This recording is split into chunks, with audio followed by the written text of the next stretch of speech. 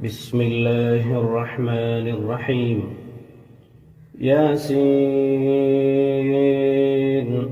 والقرآن الحكيم إنك لمن المرسلين على صراط مستقيم تنزيل العزيز الرحيم لتنذر قوما ما أنذر آباؤهم فهم غافلون لقد حق القول على أكثرهم فهم لا يؤمنون إنا جعلنا في أعناقهم أغلالا فهي إلى الأذقان فهم مقمحون وجعلنا من بين أيديهم سدا ومن خلفهم سدا فأغشيناهم فهم لا يبصرون وسواء عليهم أأنذرتهم أم لم تنذرهم لا يؤمنون إنما تنذر من اتبع الذكر وخشي الرحمن بالغيب فبشره بمغفرة وأجر كريم إنا نحن نحيي الموتى ونكتب ما قدموا وآثارهم وكل شيء أحصيناه في إمام مبين واضرب لهم مثلا أصحاب القرية إذ جاءها المرسلون إذ أرسلنا إليهم اثنين فكذبوهما فعززنا بثالث فقالوا إنا إليكم مرسلون قالوا ما أنتم إلا بشر مثلنا وما أنزل الرحمن من شيء إن أنتم إلا تكذبون قالوا ربنا يعلم إنا إليكم لمرسلون وما علينا إلا البلاغ المبين قالوا إنا تطيرنا بكم لئن لم تنتهوا لنرجمنكم وليمسنكم منا عذاب أليم قالوا طائركم معكم أئن ذكرتم بل أنتم قوم مسرفون وجاء من أقصى المدينة رجل يسعى قال يا قوم اتبعوا المرسلين اتبعوا من لا يسألكم أجرا وهم مهتدون وما لي لا أعبد الذي فطرني وإليه ترجعون أأتخذ من دونه آلهة إن يردني الرحمن بضر لا تغن عني شفاعتهم شيئا ولا ينقذون إني إذا لفي ضلال مبين إني آمنت بربكم فاسمعون قيل ادخل الجنة قال يا ليت قومي يعلمون بما غفر لي ربي وجعلني من المكرمين وما أنزلنا على قومه من بعده من جند من السماء وما كنا منزلين إن كانت إلا صيحة واحدة فإذا هم خامدون يا حسرة على العباد ما يأتيهم من رسول إلا كانوا به يستهزئون ألم يروا كم أهلكنا قبلهم من القرون أنهم إليهم لا يرجعون وإن كل لما جميع لدينا محضرون وآية لهم الأرض الميتة أحييناها وأخرجنا منها حبا فمنه يأكلون وجعلنا فيها جنات من نخيل وأعناب وفجرنا فيها من العيون ليأكلوا من ثمره وما عملته أيديهم أفلا يشكرون سبحان الذي خلق الأزواج كلها مما تنبت الأرض ومن أنفسهم ومما لا يعلمون وآية لهم الليل نسلخ منه النهار فإذا هم مظلمون والشمس تجري لمستقر لها ذلك تقدير العزيز العليم والقمر قدرناه منازل حتى عاد كالعرجون القديم لا الشمس ينبغي لها أن تدرك القمر ولا الليل سابق النهار وكل في فلك يسبحون وآية لهم أنا حملنا ذريتهم في الفلك المشحون وخلقنا لهم من مثله ما يركبون وإن نشأ نغرقهم فلا صريخ لهم ولا هم ينقذون إلا رحمة منا ومتاعا إلى حين وإذا قيل لهم اتقوا ما بين أيديكم وما خلفكم لعلكم ترحمون وما تأتيهم من آية من آيات ربهم إلا كانوا عنها معرضين وإذا قيل لهم أنفقوا مما رزقكم الله قال الذين كفروا للذين آمنوا أنطعم من لم يشاء الله أطعمه إن أنتم إلا في ضلال مبين ويقولون متى هذا الوعد إن كنتم صادقين ما ينظرون إلا صيحة واحدة تأخذهم فهم يخصمون فلا يستطيعون توصية ولا إلى أهلهم يرجعون ونفخ في الصور فإذا هم من الأجداث إلى ربهم ينسلون قالوا يا ويلنا من بعثنا من مرقدنا هذا ما وعد الرحمن وصدق المرسلون إن كانت إلا صيحة واحدة فإذا هم جميع لدينا محضرون فاليوم لا تظلم نفس شيئا ولا تجزون إلا ما كنتم تعملون إن أصحاب الجنة اليوم في شغل فاكهون هم وأزواجهم في ظلال على الأرائك متكئون لهم فيها فاكهة ولهم ما يدعون سلام قولا من رب رحيم وامتازوا اليوم أيها المجرمون ألم أعهد إليكم يا بني آدم ألا تعبدوا الشيطان إنه لكم عدو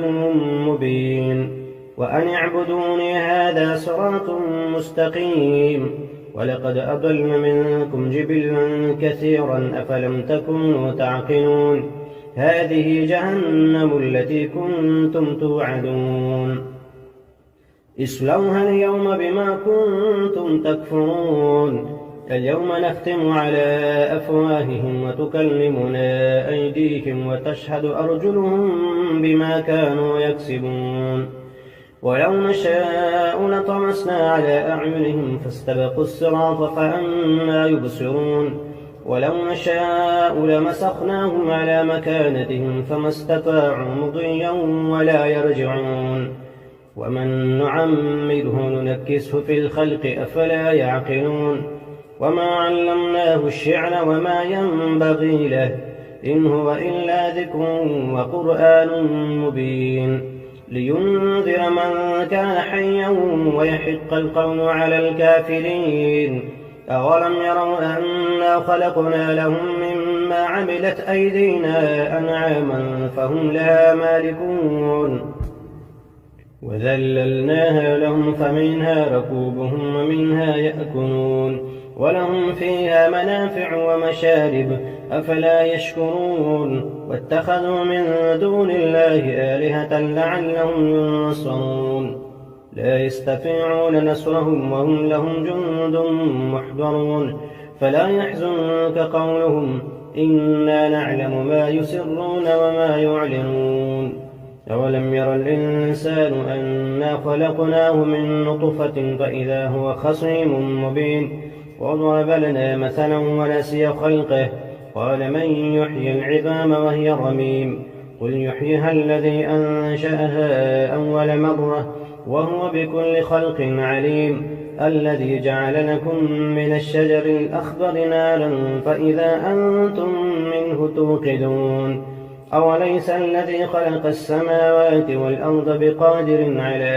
أن يخلق مثلهم بلى وهو الخلاق العليم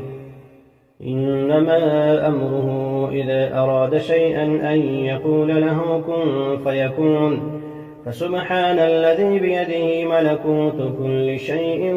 وإليه ترجعون. بسم الله الرحمن الرحيم. الحمد لله الذي أنزل على عبده الكتاب ولم يجعل له عوجا قيما لينذر بأسا شديدا من لدنه ويبشر المؤمنين الذين يعملون الصالحات أن لهم أجرا حسنا ماكثين فيه أبدا وينذر الذين قالوا اتخذ الله ولدا ما لهم به من علم ولا لآبائهم كبرت كلمة تخرج من أفواههم إن يقولون إلا كذبا فلعلك باخع نفسك على آثارهم إن لم يؤمنوا بهذا الحديث أسفا إنا جعلنا ما على الأرض زينة لها لنبلوهم أيهم أحسن عملا وإنا لجاعلون ما عليها صعيدا جرزا أم حسبت أن أصحاب الكهف والرقيم كانوا من آياتنا عجبا إذ أوى الفتية إلى الكهف فقالوا ربنا آتنا من لدنك رحمة وهيئ لنا من أمرنا رشدا فضربنا على آذانهم في الكهف سنين عددا ثم بعثناهم لنعلم أي الحزبين أحصى لما لبثوا أمدا نحن نقص عليك نبأهم بالحق إنهم فتية آمنوا بربهم وزدناهم هدى وربطنا على قلوبهم إذ قاموا فقالوا ربنا رب السماوات والأرض لن ندعو من دونه إلها لقد قلنا إذا شططا هؤلاء قوم اتخذوا من دونه آلهة لولا يأتون عليهم بسلطان بين فمن أظلم ممن افترى على الله كذبا وإذ اعتزلتموهم وما يعبدون إلا الله فأووا إلى الكهف ينشر لكم ربكم من رحمته ويهيئ لكم من أمركم مرفقا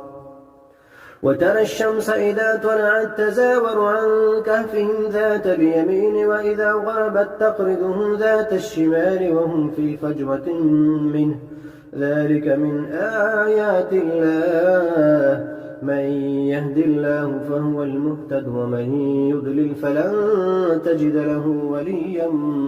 مرشدا وتحسبهم أيقاظا وهم رقود ونقلبهم ذات اليمين وذات الشمال وكلبهم باسط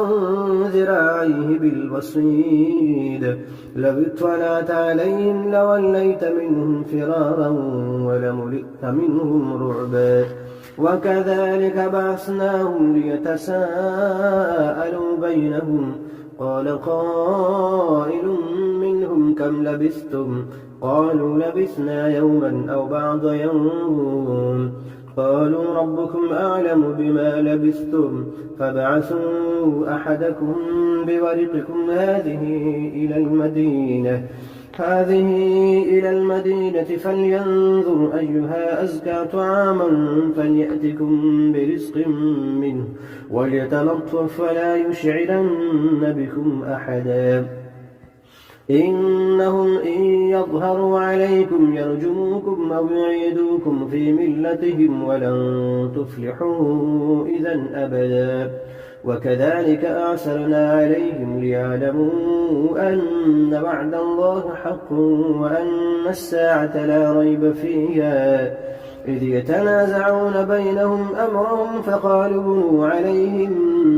بنيانا ربهم أعلم بهم قال الذين غلبوا على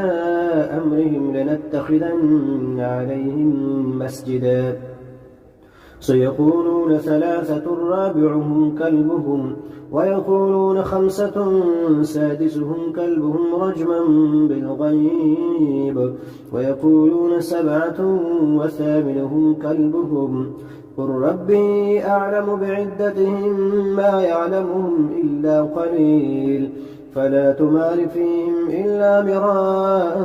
ظاهرا ولا تستفت فيهم منهم أحدا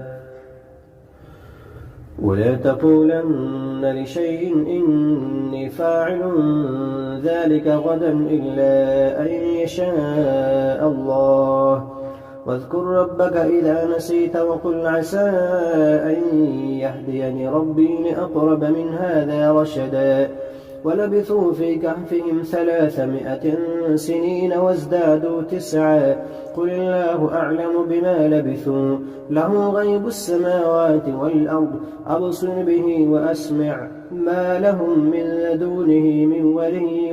ولا يشرك في حكمه أحدا واتل ما أوحي إليك من كتاب ربك لا مبدل لكلماته ولن تجد من دونه ملتحدا واصبر نفسك مع الذين يدعون ربهم بالغداة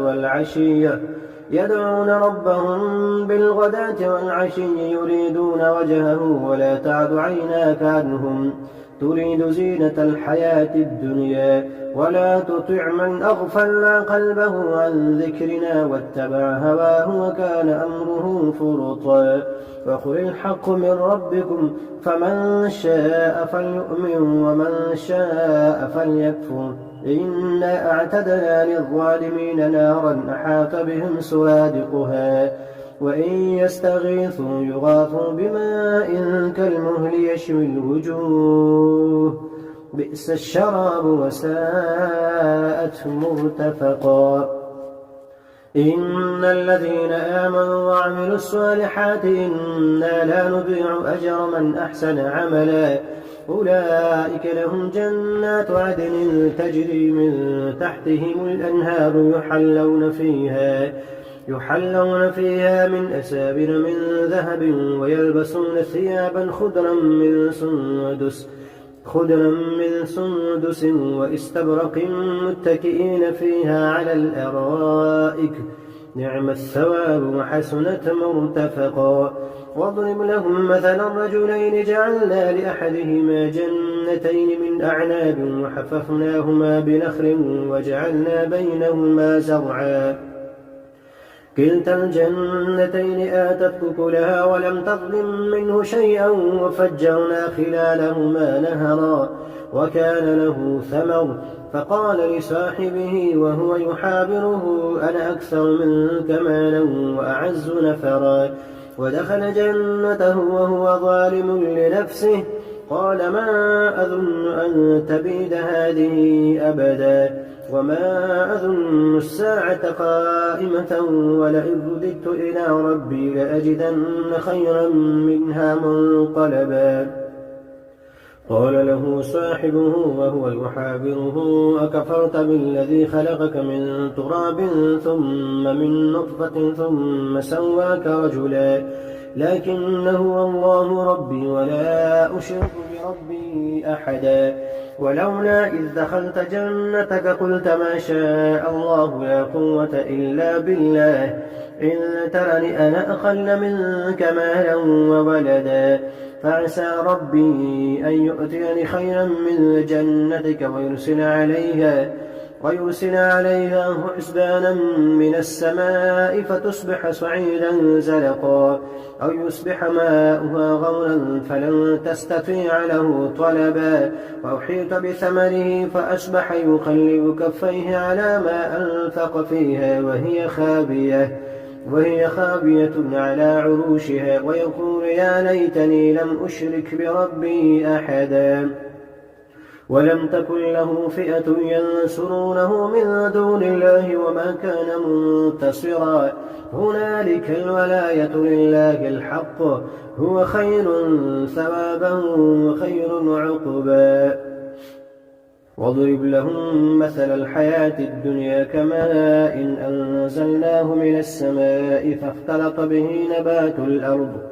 نبات الأرض فأصبح هشيما تذروه الرياح وكان الله على كل شيء مقتدرا المال والبنون زينة الحياة الدنيا والباقيات الصالحات خير عند ربك ثوابا وخير أملا ويوم نسير الجبال وترى الأرض بارزة وحشرناهم فلم نغادر منهم أحدا وعرضوا على ربك صفا لقد جئتمونا كما خلقناكم أول مرة بل زعمتم أن لن نجعل لكم موعدا ووضع الكتاب فترى المجرمين مشفقين مما فيه ويقولون يا ويلتنا ما لهذا الكتاب لا يغادر صغيرة ولا كبيرة إلا أحصاها ووجدوا ما عملوا حاضرا ولا يظلم ربك أحدا وإذ قلنا للملائكة اسجدوا لآدم فسجدوا إلا إبليس كان من الجن ففسق عن أمر ربه أفتتخذونه وذريته أولياء من دوني وهم لكم عدو بئس للظالمين بدلا ما أشهدتم خلق السماوات والأرض ولا خلق أنفسهم وما كنت متخذ المضلين عضدا ويوم يقول نادوا شركائي الذين زعمتم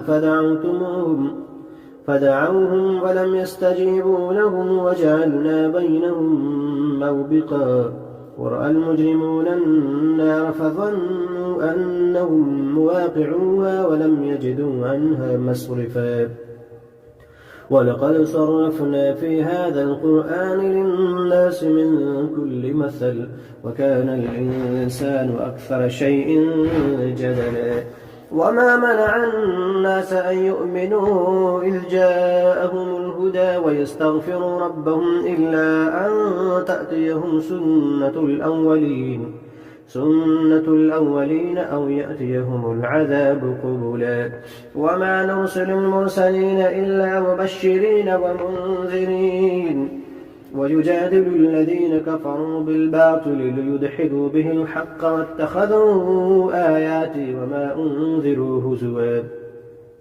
ومن أظلم ممن ذكر بآيات ربه فأعرض عنها ونسي ما قدمت يداه إنا جعلنا على قلوبهم أكنة أن يفقهوه وفي آذانهم وقرا وإن تدعهم إلى الهدى فلن يهتدوا إذا أبدا وربك الغفور ذو الرحمة لو يؤاخذهم بما كسبوا لعجل لهم العذاب بل لهم موعد لن يجدوا من دونه موئلا وتلك القرى أهلكناهم لما ظلموا وجعلنا لمهلكهم موعدا وإذ قال موسى لفتاه لا أبرح حتى أبلغ مجمع البحرين أو أمضي حقبا فلما بلغا مجمع بينهما نسيا حوتهما فاتخذ سبيله في البحر سربا فلما جاوزا قال لفتاه آتنا غداءنا لقد لقينا من سفرنا هذا نصبا قال أرأيت إذ أوينا إلى الصخرة فإني نسيت الحوت وما أنسانيه إلا الشيطان أن أذكره واتخذ سبيله في البحر عجبا قال ذلك ما كنا نبغي فارتد على آثارهما قصصا فوجدا عبدا من عبادنا آتيناه رحمة من عندنا وعلمناه من لدنا علما. قال له موسى هل أتبعك على أن تعلمني مما علمت رشدا؟ قال إنك لن تستطيع معي صبرا وكيف تصبر على ما لم تحط به خبرا؟ قال ستجدني إن شاء الله صابرا ولا أعصي لك أمرا. قال فإن اتبعتني فلا تسألني عن شيء حتى أحدث لك منه ذكرا. فانطلقا حتى إذا ركبا في السفينة خرقها قال أخرقتها لتغرق أهلها لقد جئت شيئا إمرا. قال ألم أقل إنك لن تستطيع معي صبرا؟ قال لا تؤاخذني بما نسيت ولا ترهقني من أمري عسرا. فانطلقا حتى إذا لقيا غلاما فقتله قال أقتلت نفسا زكية بغير نفس لقد جئت شيئا نكرا.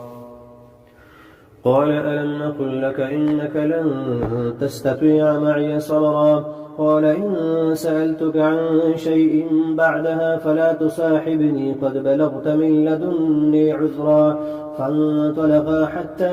إذا أتيا أهل قرية استطعما أهلها فأبوا أن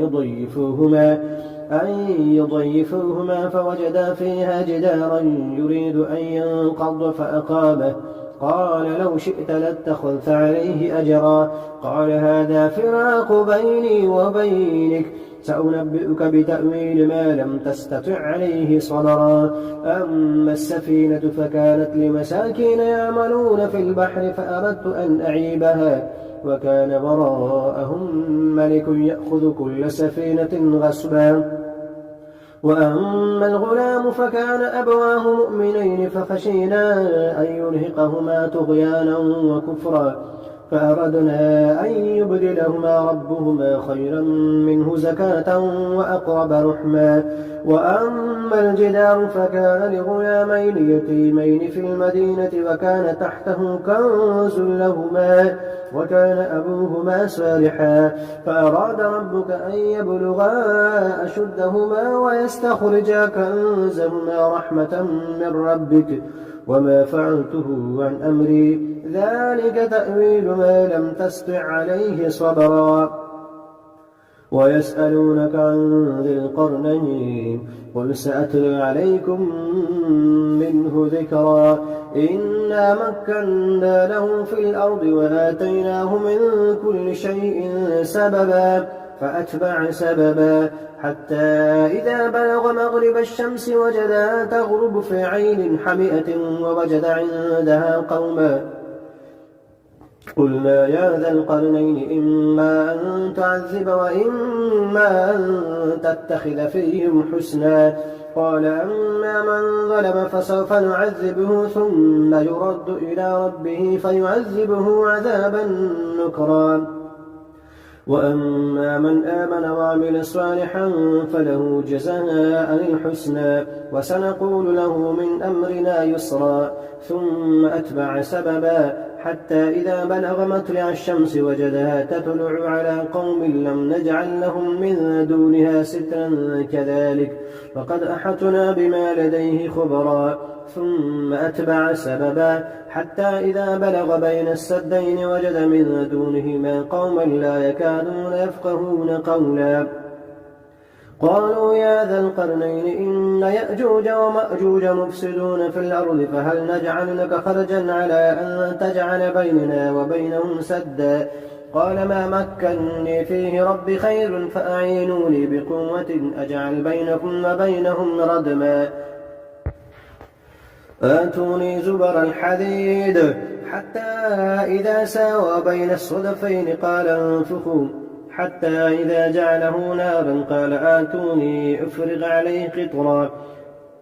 فما استطاعوا أن يظهروه وما استطاعوا له نقبا. قال هذا رحمة من ربي فإذا جاء وعد ربي جعله دكا وكان وعد ربي حقا. وتركنا بعضهم يومئذ يموج في بعض ونفخ في السور فجمعناهم جمعا وعرضنا جهنم يومئذ للكافرين عرضا الذين كانت أعينهم في غطاء عن ذكري وكانوا لا يستطيعون سمعا أفحسب الذين كفروا أن يتخذوا عبادي من دوني أولياء إنا أعتدنا للكافرين نزلا قل هل ننبئكم بالأخسرين أعمالا الذين ضل سعيهم في الحياة الدنيا وهم يحسبون أنهم يحسنون صنعا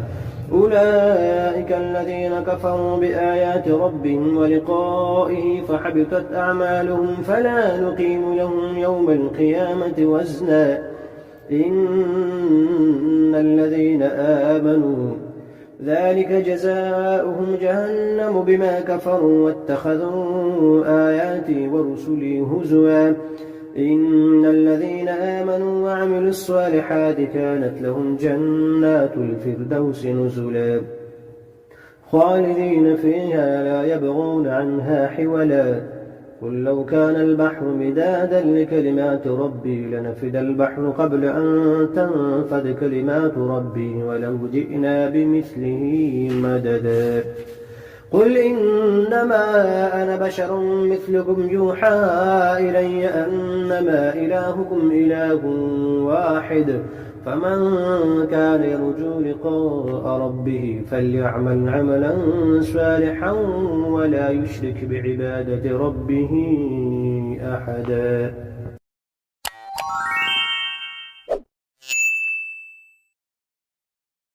بسم الله الرحمن الرحيم.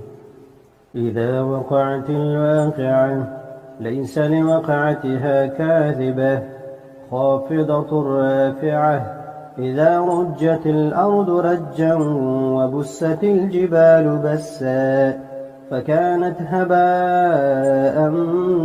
منبثا وكنتم أزواجا ثلاثة فأصحاب الميمنة ما أصحاب الميمنة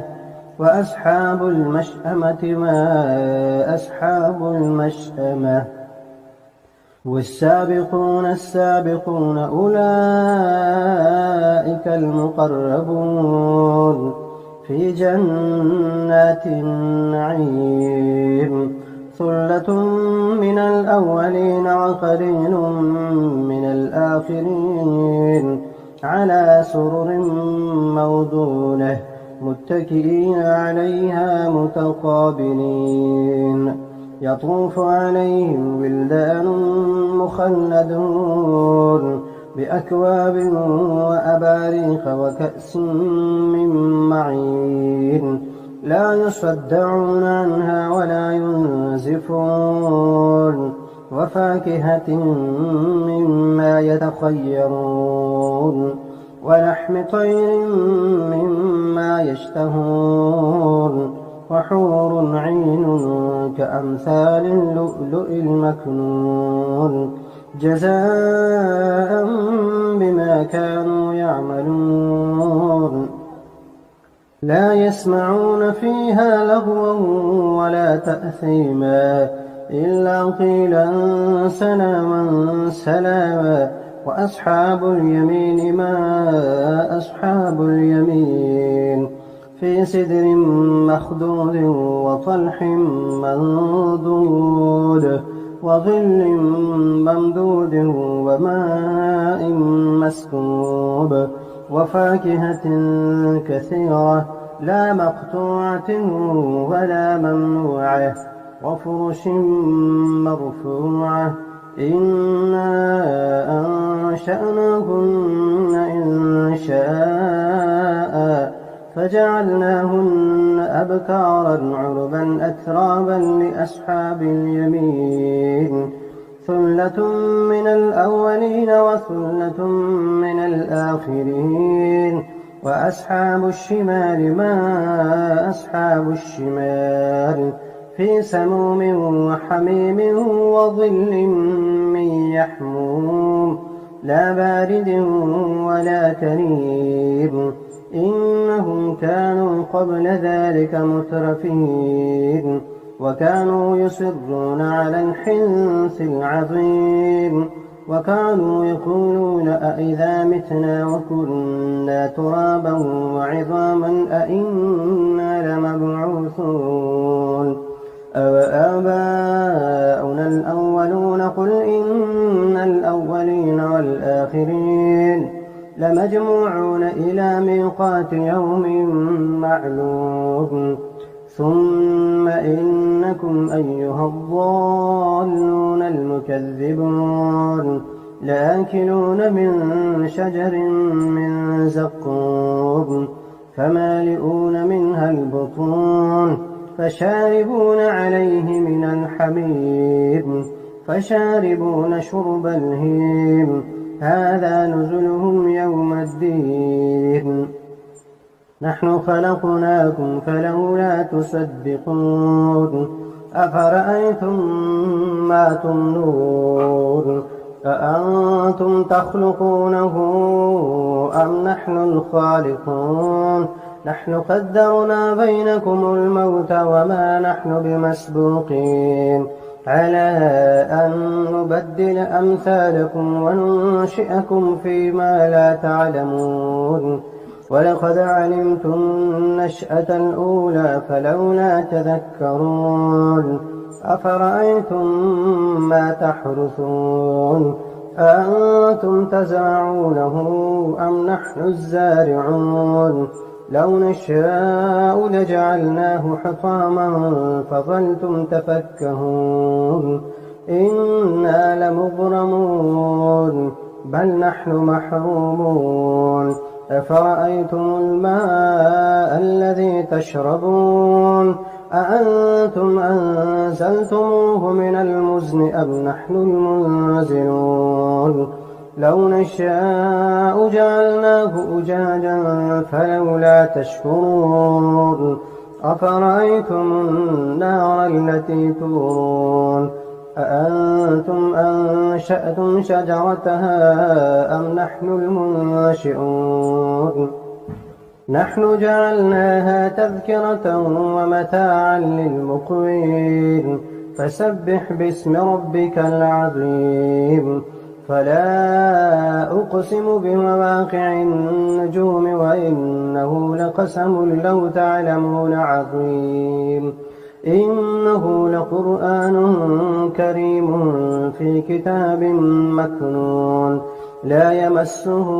إلا المطهرون تنزيل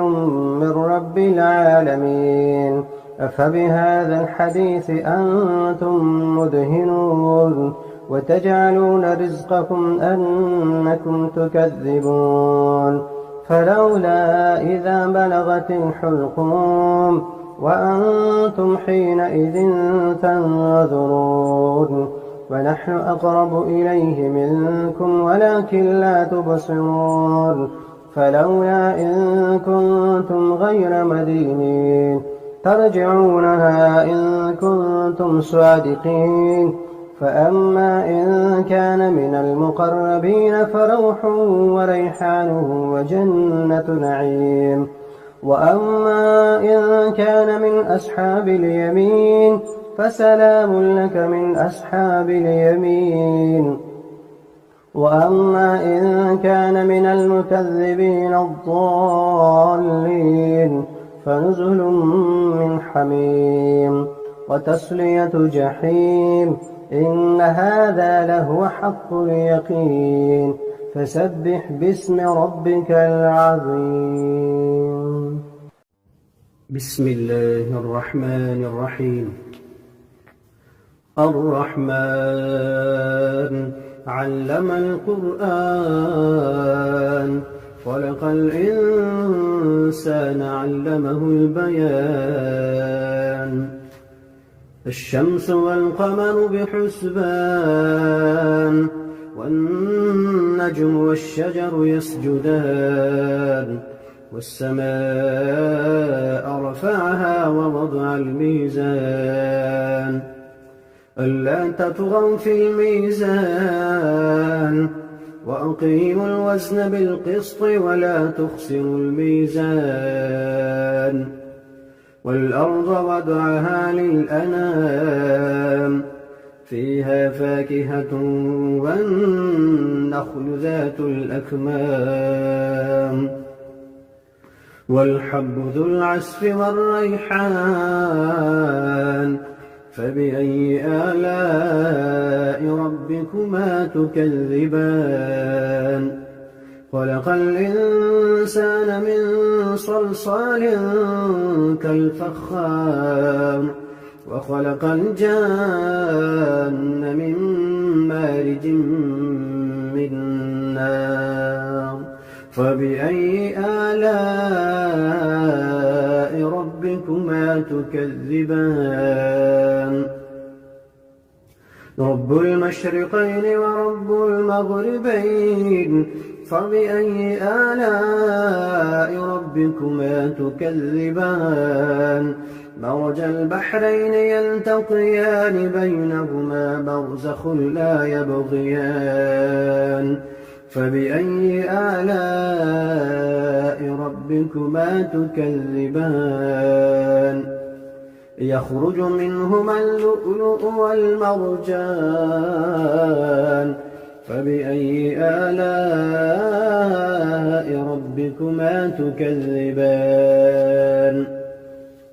وله الجوار المنشآت في البحر كالأعلام فبأي آلاء ربكما تكذبان كل من عليها فان ويبقى وجه ربك ذو الجلال والإكرام فبأي آلاء ربكما تكذبان يسأله من في السماوات والأرض كل يوم هو في شأن يسأله من في السماوات والأرض كل يوم هو في شأن فبأي آلاء ربكما تكذبان سنفرغ لكم أيها الثقلان فبأي آلاء ربكما تكذبان يا معشر الجن والإنس إن استطعتم أن تنفذوا من أقطار السماوات والأرض فانفذوا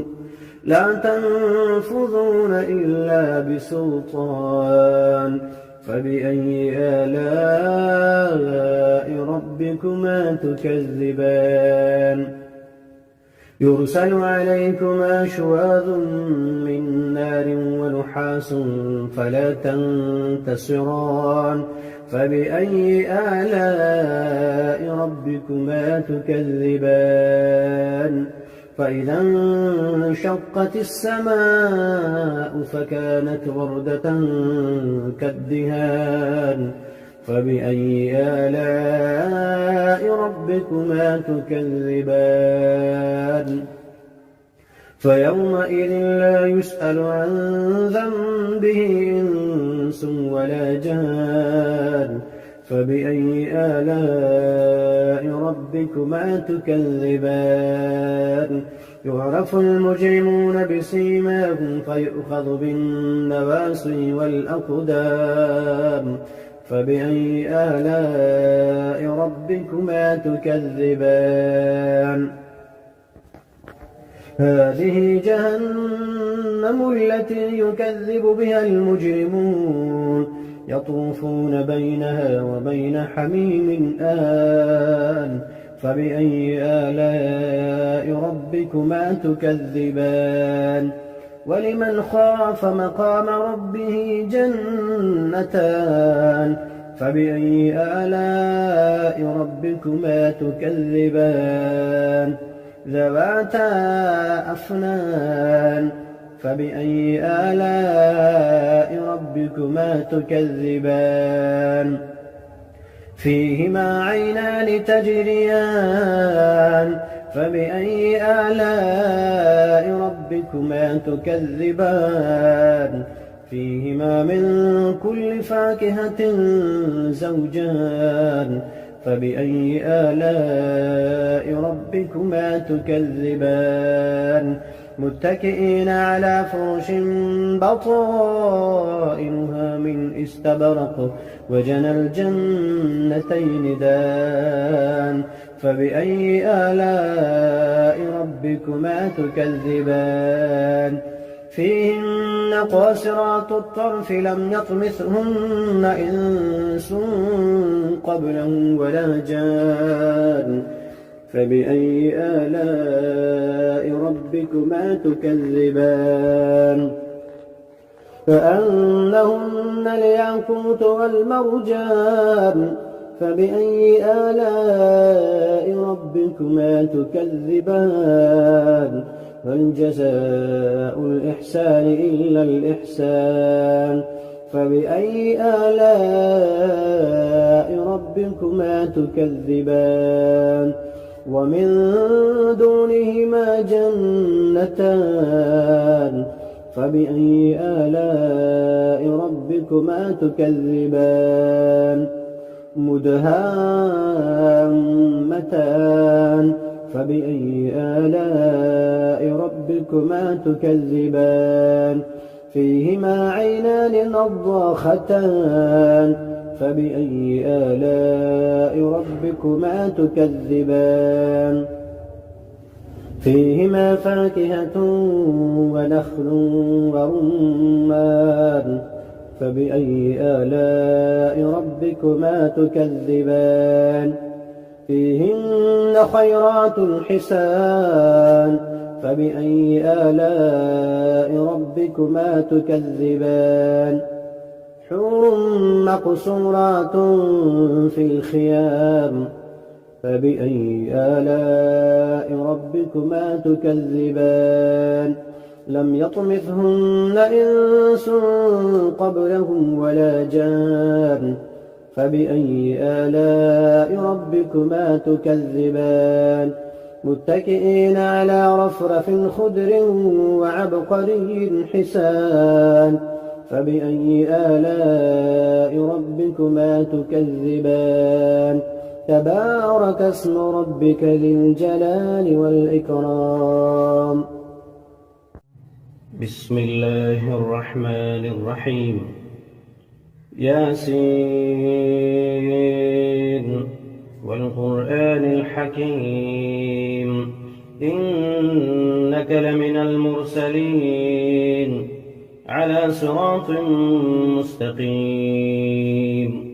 تنزيل العزيز الرحيم لتنذر قوما ما أنذر آباؤهم فهم غافلون لقد حق القول على أكثرهم فهم لا يؤمنون إنا جعلنا في أعناقهم أغلالا فهي إلى الأذقان فهم مقمحون وجعلنا من بين أيديهم سدا ومن خلفهم سدا فأغشيناهم فهم لا يبصرون وسواء عليهم أأنذرتهم أم لم تنذرهم لا يؤمنون إنما تنذر من اتبع الذكر وخشي الرحمن بالغيب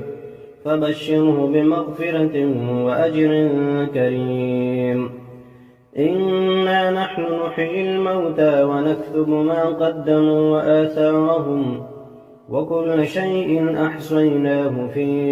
إمام مبين واضرب لهم مثلا أصحاب القرية إذ جاءها المرسلون إذ أرسلنا إليهم اثنين فكذبوهما فعززنا بثالث فقالوا إنا إليكم مرسلون قالوا ما أنتم إلا بشر مثلنا وما أنزل الرحمن من شيء إن أنتم إلا تكذبون قالوا ربنا يعلم إنا إليكم لمرسلون وما علينا إلا البلاغ المبين. قالوا إنا تطيرنا بكم لئن لم تنتهوا لنرجمنكم وليمسنكم منا عذاب أليم. قالوا طائركم معكم أئن ذكرتم بل أنتم قوم مسرفون. وجاء من أقصى المدينة رجل يسعى قال يا قوم اتبعوا المرسلين اتبعوا من لا يسألكم أجرا وهم مهتدون. وما لي لا أعبد الذي فطرني وإليه ترجعون. أأتخذ من دونه آلهة إن يردني الرحمن بضر لا تغن عني شفاعتهم شيئا ولا ينقذون. إني إذا لفي ضلال مبين. إني آمنت بربكم فاسمعون. قيل ادخل الجنة قال يا ليت قومي يعلمون بما غفر لي ربي وجعلني من المكرمين. وما أنزلنا على قومه من بعده من جند من السماء وما كنا منزلين. إن كانت إلا صيحة واحدة فإذا هم خامدون. يا حسرة على العباد ما يأتيهم من رسول إلا كانوا به يستهزئون. ألم يروا كم أهلكنا قبلهم من القرون أنهم إليهم لا يرجعون. وإن كل لما جميع لدينا محضرون. وآية لهم الأرض الميتة أحييناها وأخرجنا منها حبا فمنه يأكلون. وجعلنا فيها جنات من نخيل وأعناب وفجرنا فيها من العيون ليأكلوا من ثمره وما عملته أيديهم أفلا يشكرون. سبحان الذي خلق الأزواج كلها مما تنبت الأرض ومن أنفسهم ومما لا يعلمون. وآية لهم الليل نسلخ منه النهار فإذا هم مظلمون. والشمس تجري لمستقر لها ذلك تقدير العزيز العليم. والقمر قدرناه منازل حتى عاد كالعرجون القديم. لا الشمس ينبغي لها أن تدرك القمر ولا الليل سابق النهار وكل في فلك يسبحون. وآية لهم أنا حملنا ذريتهم في الفلك المشحون وخلقنا لهم من مثله ما يركبون. وإن نشأ نغرقهم فلا صريخ لهم ولا هم ينقذون إلا رحمة منا ومتاعا إلى حين. وإذا قيل لهم اتقوا ما بين أيديكم وما خلفكم لعلكم ترحمون. وما تأتيهم من آية من آيات ربهم إلا كانوا عنها معرضين. وإذا قيل لهم أنفقوا مما رزقكم الله قال الذين كفروا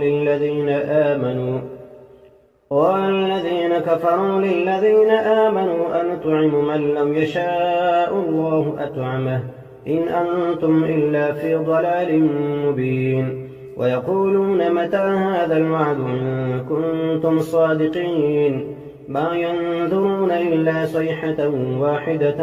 تأخذهم فهم يخصمون فلا يستطيعون توصية ولا إلى أهلهم يرجعون. ونفخ في الصور فإذا هم من الأجداث إلى ربهم ينسلون. قالوا يا ويلنا من بعثنا من مرقدنا هذا ما وعد الرحمن وصدق المرسلون. إن كانت إلا صيحة واحدة فإذا هم جميع لدينا محضرون. فاليوم لا تظلم نفس شيئا ولا تجزون إلا ما كنتم تعملون. إن أصحاب الجنة اليوم في شغل فاكهون هم وأزواجهم في ظلال على الأرائك متكئون. لهم فيها فاكهة ولهم ما يدعون سلام قولا من رب رحيم وامتازوا اليوم أيها المجرمون ألم أعهد إليكم يا بني آدم ألا تعبدوا الشيطان إنه لكم عدو مبين وأن اعبدوني هذا صراط مستقيم ولقد أضل منكم جبلا كثيرا أفلم تكونوا تعقلون هذه جهنم التي كنتم توعدون اصلوها اليوم بما كنتم تكفرون اليوم نختم على أفواههم وتكلمنا أيديهم وتشهد أرجلهم بما كانوا يكسبون ولو نشاء لطمسنا على أعينهم فاستبقوا الصراط فأنى يبصرون ولو نشاء لمسخناهم على مكانتهم فما استطاعوا مضيا ولا يرجعون ومن نعمره ننكسه في الخلق أفلا يعقلون وما علمناه الشعر وما ينبغي له إن هو إلا ذكر وقرآن مبين لينذر من كان حيا ويحق القول على الكافرين أولم يروا أنا خلقنا لهم مما عملت أيدينا أنعاما فهم لها مالكون وذللناها لهم فمنها ركوبهم ومنها يأكلون ولهم فيها منافع ومشارب أفلا يشكرون واتخذوا من دون الله آلهة لعلهم ينصرون لا يستطيعون نصرهم وهم لهم جند محضرون فلا يحزنك قولهم إنا نعلم ما يسرون وما يعلنون أولم ير الإنسان أنا خلقناه من نطفة فإذا هو خصيم مبين وضرب لنا مثلا ونسي خلقه قال من يحيي العظام وهي رميم قل يحييها الذي أنشأها أول مرة وهو بكل خلق عليم الذي جعل لكم من الشجر الأخضر نارا فإذا أنتم منه توقدون أوليس الذي خلق السماوات والأرض بقادر على أن يخلق مثلهم بلى وهو الخلاق العليم إنما أمره إذا أراد شيئا أن يقول له كن فيكون فسبحان الذي بيده ملكوت كل شيء وإليه ترجعون